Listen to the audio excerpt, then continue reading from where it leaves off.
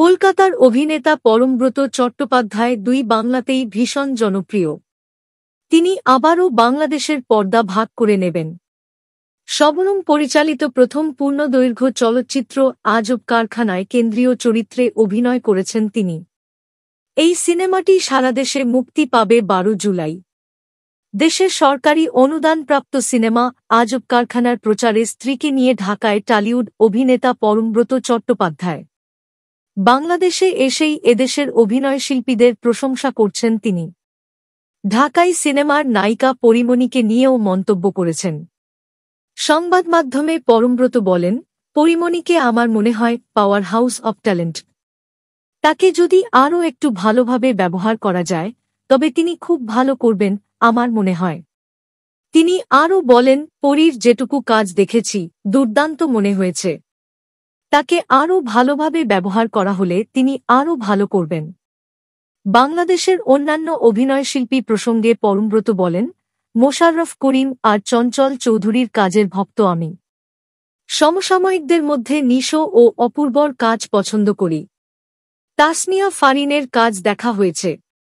নতুন হিসেবে তিনিও খুব ভালো কাজ করছেন। অন্যদিকে শবনম পরিচালিত আজব কারখানার প্রচারণায় ব্যস্ত সময় কাটাচ্ছেন পরমব্রত চট্টোপাধ্যায়।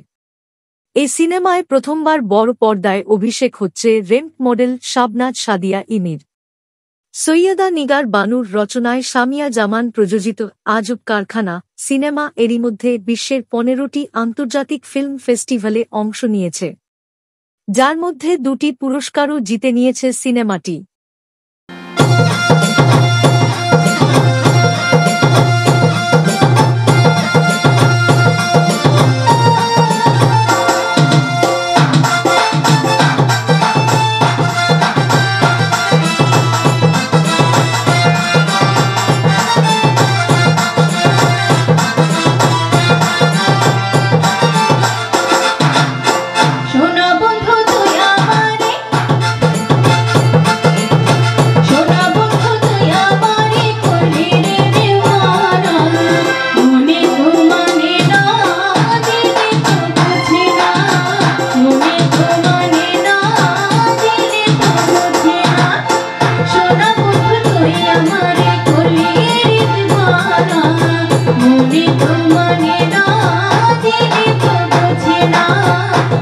তুমি